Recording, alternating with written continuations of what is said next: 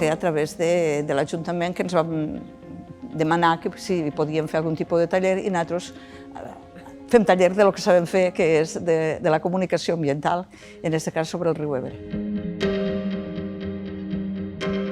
A veure, jo soc profe jubilada ara, per tant, per a mi no és nou.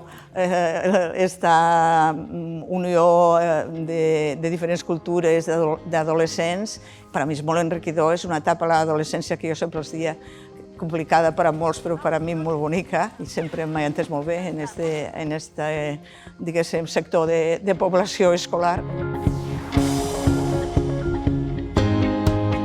La natura i la cura de la natura és algo que per experiència pròpia ja des de les aules agrada, en general agrada. És un tema que agrada i si ho poden fer des de la pràctica, des del coneixement, des d'un entorn local, no des d'un llibre teòric que els parla de l'Amazònia, que és molt bonica però està molt lluny, sinó de la pròpia realitat on viuen, les agrada i connecten. I si són de diferents cultures, és una excusa més per a trobar-se i parlar de temes nous, de temes que descobreixen i compartir.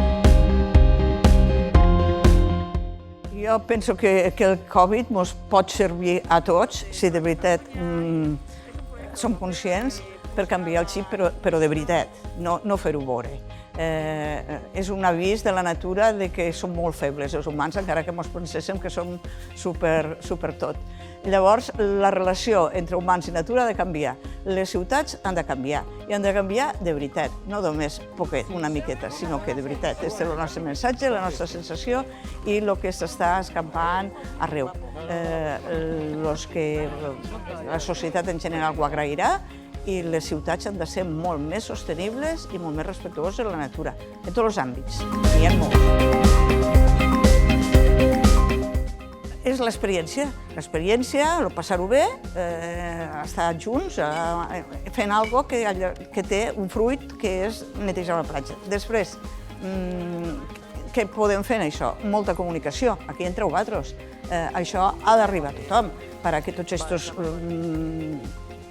deixalles que hem trobat no les trobéssim. La gent que les ha generat, si se n'entera, potser un altre dia no les deixarà. Nosaltres sempre pensem en la bona intenció de la gent i que les coses que es fan malament és per manca d'informació. Per tant, una miqueta, la tasca és nosaltres disfrutar-ho, ells, tots els participants, com a tal, se'n recordaran, d'on va el groc, d'on va els pots, d'on van els taps, i després la comunicació que poguéssim fer d'això pot arribar a més gent i fer-los ser conscients que la natura mereix un respecte.